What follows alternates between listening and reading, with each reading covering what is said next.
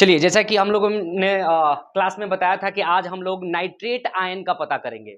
Nitrate ion का पता करने के लिए हमारे पास दो चीजों का होना बहुत आवश्यक है। एक फेरस सल्फेट सॉल्यूशन का FeSO4 और दूसरा कंसंट्रेटेड H2SO4 का। तो देखो यहाँ पर मेरे पास एक कंसंट्रेटेड H2SO4 एसिड है और एक है हमारे पास फेरस सल्फेट का सॉल्यूशन। ये होना बहुत जरूरी है, तभी हम नाइट्रेट सॉल्यूशन का पता कर सकते हैं। अगर हमारे पास, जैसे कि यहाँ पे मैं पहले से ही नाइट्रेट आयन का सॉल्यूशन ले रखा है, अगर हमारे पास बहुत सारा सॉल्यूशन होता जिसमें से नाइट्रेट आयन का पता करना होता, तो हम नाइट्रेट आयन का पता कर लेते कि किस सॉल्यूशन के अंदर नाइट्रेट आयन है। करना क्या होता है कि सबसे पहले परख नली के अंदर नाइट्रेट आयन का सॉल्यूशन लिया जाता है। जैसे सपोज कर लो कि मुझे नहीं पता है कि ये नाइट्रेट आयन का सॉल्यूशन है, मैंने इस नाइट्रेट आयन के सॉल्यूशन को इस परख नली में डाल दिया और इसके बाद तुरंत हम फेरस सल्फेट का सॉल्यूशन जो बनाए रहेंगे, उस फेरस सल्फेट के सॉल्यूशन को इसके अंदर डाल देंगे। दोनों को डालने के बाद इस परख नली को 45 डिग्री पर बेंड करेंगे। 45 डिग्री पर ऐसा क्यों किया जाता है?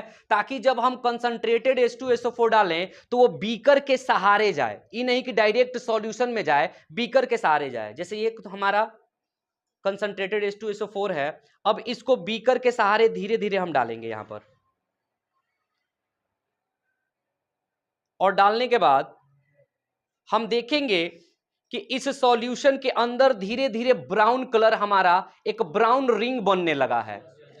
अगर आप लोग देख रहे होंगे कि परख नली में ब्राउन रिंग बनने लगा। जैसे ही ये ब्राउन कलर का, भूरे कलर का रिंग बनना स्टार्ट हो जाएगा, तो हम कह देंगे कि जो हमने पहला सॉल्यूशन लिया था वो सॉल्यूशन हमारा नाइट्रेट आयन का था। तो इस तरीके से हम नाइट्रेट आयन का पता कर सकते हैं। तो बेसिकली हमने क्या सीखा कि नाइट्रेट आयन का पता करने के लिए हम किस किस का सहायता लेते हैं। पहला फेरस सल्फेट का और दूसरा कंसंट्रेटेड H2SO4 का। अब हमारे पास कितना भी बीकर में नाइट्रेट आयन रखा रहे, हम उसमें से नाइट्रेट आयन का क्या कर सकते हैं, आसानी से पता कर सकते हैं। ये जो रिंग बना हुआ है ब्राउन कलर का, यही नाइट्रेट आयन है। ये नाइट्रेट आयन बता रहा है। देखो, एक यहां से यहां तक नाइट्रेट आयन है और यहां से यहां तक फेरस सल्फेट है। इन दोनों के जंक्शन पर नाइट्रेट आयन बनता है। यानी यहां से यहां तक जो नीचे का सॉल्यूशन दिखाई दे रहा है वो हमारा क्या है, नाइट्रेट आयन है। ऊपर वाला हमारा क्या है,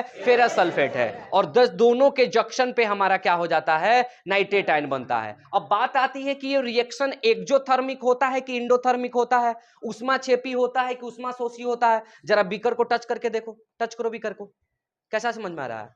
गर्म है। अगर ये बीकर गर्म है, इसका मतलब है कि यहां से हीट क्या हो रही है, बाहर निकल रही है। अगर बाहर निकल रही है तो ये उष्माक्षेपी होगा कि उष्माशोषी होगा, उष्माक्षेपी होगा। यानी नाइट्रेट आयन का पता लगाने वाला जो रिएक्शन होता है वो कैसा रिएक्शन होता है, उष्माक्षेपी रिएक्शन होता है। आई बात समझ में? चलिए, तो धन्यवाद, हमने ये सीखा।